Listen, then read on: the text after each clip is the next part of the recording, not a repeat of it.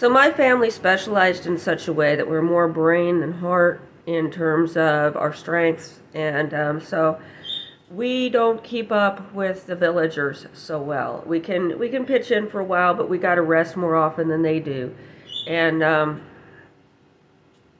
don't really last long that way. So I'm, in being here, in people having made extensive use of me, I'm entitled to have a short work triangle in my kitchen.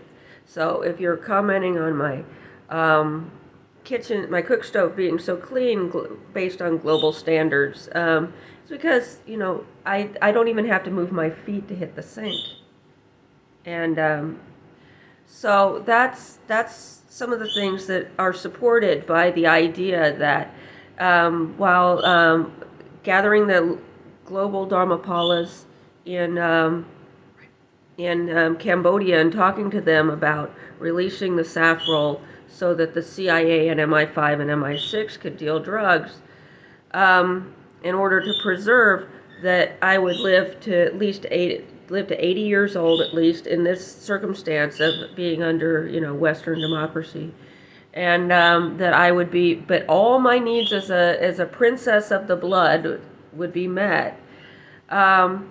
Now their definition of what those needs are, especially as a working as a working sovereign,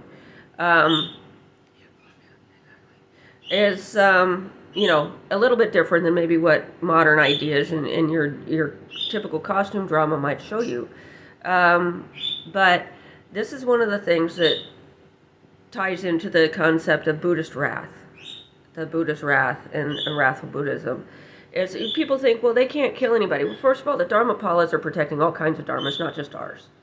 And secondly, there are lots and lots and lots of things that people complain might be worse than death, or there's all the, and when you divide all the different emotions, all the different poisons, all the different things into their different places, even the different body parts and the things that, what do you need to do this, and you don't need that, and maybe we're being compassionate on your clinging and your attachment and such like that. But I don't want people to take this wrong.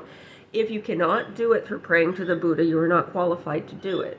By meaning of, unless somebody is physically attacking you, you do not hit them.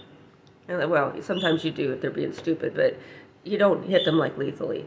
And the punishments that people are given, you have to have the authority to give them any kind of physical and lasting physical punishment. But if you can do this through praying to the Buddhas, you can get around that if you follow the psychic hierarchy.